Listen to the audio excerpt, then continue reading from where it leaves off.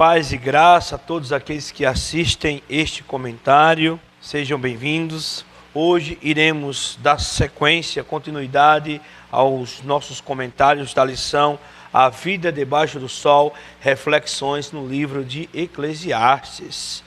E eu gostaria de meditar com os irmãos, com aqueles que nos assistem, sobre o capítulo 9 do livro de Eclesiastes. E gostaria também de ler os versos chaves de hoje, pois eles servirão de base para a reflexão neste comentário.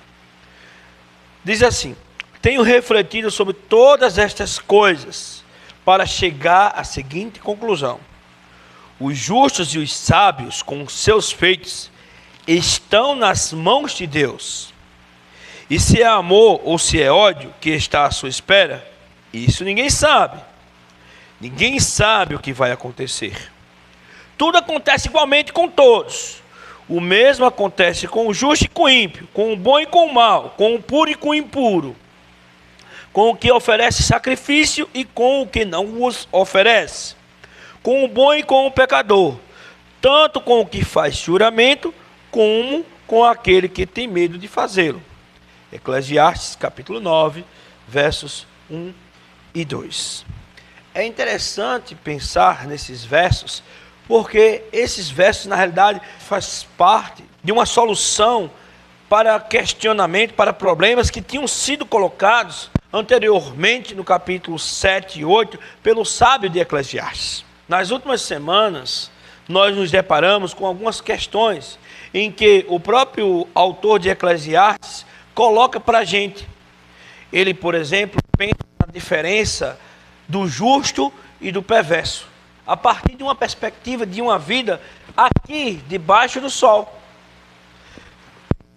Nessa vida aqui debaixo do sol, de fato, é muito melhor viver do que morrer, porque na morte nós não sabemos o que se espera, pois diante da morte todo sangue. Então aquilo que vinha sendo dito anteriormente, que parecia que não havia diferença entre o justo e o perverso, que muitas vezes parecia que o ímpio era recompensado. Não, isso se desfaz com a morte. A morte é a única certeza, é aquilo que põe fim a todos os ciclos e ela está condicionada a todos. Nesse sentido, não há diferença entre bons e maus, pois essa é a condição de todos os seres humanos a partir do momento que ele pecou. O salário do pecado é a morte. Todos estão condicionados a ela. Sendo assim, é possível entender mais uma vez a reflexão que o livro nos deixa.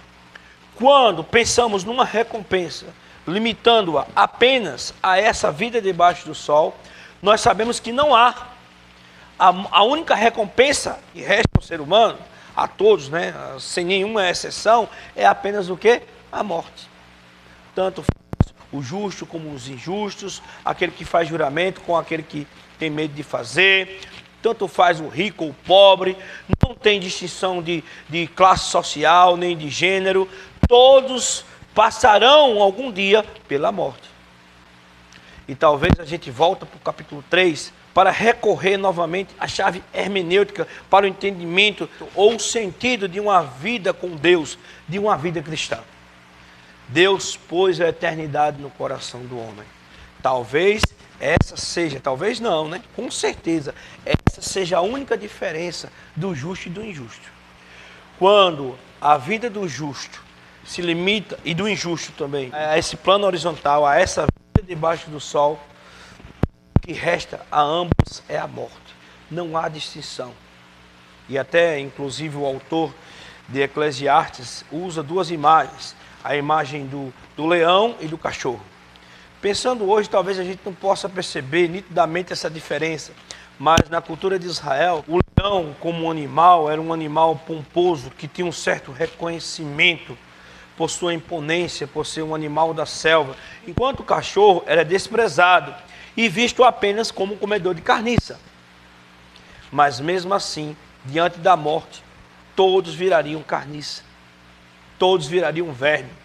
E aí, na literatura brasileira, a gente recorre a um poeta muito famoso, que é o Augusto dos Anjos. Ele vai exatamente dizer isso. No poema Deus Verme, ele diz que todos terminam como vermes. É claro que ele adota uma perspectiva niilista, uma perspectiva muitas vezes humanista, numa perspectiva de alguém que limita-se a viver uma vida apenas debaixo do sol. O que acontece a quem se limita a isso, e que de fato assim acontece com todos, não só no reino, mas também entre os seres humanos. Mas, como cristão, nós sabemos que devemos ter uma perspectiva paralela a esse mundo, a essa vida debaixo do sol. E qual é a nossa perspectiva? É a nossa perspectiva de eternidade. Na compreensão da eternidade, aceitando o Senhor Jesus como Senhor e Salvador de nossa vida, então, de fato, a eternidade já está em nós.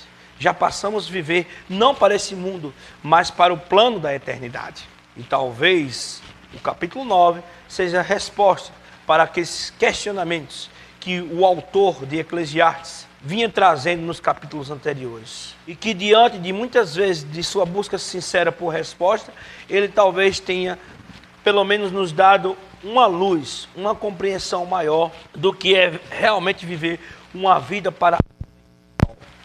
Que Deus nos abençoe, que nós possamos entender que uma vida debaixo do sol é uma vida de angústia, de pessimismo, de desgosto, de melancolia. E que a única coisa que nos resta de fato é a morte. Mas Jesus diz o quê? Eu sou a ressurreição e a vida. Aquele que crê em mim, ainda que esteja morto, viverá. Essa também é a sua esperança. Que Deus abençoe você e que esse estudo possa ajudar você e muitas pessoas também que cruzarem com o teu caminho. Deus abençoe a sua vida grandemente. Até o nosso próximo encontro.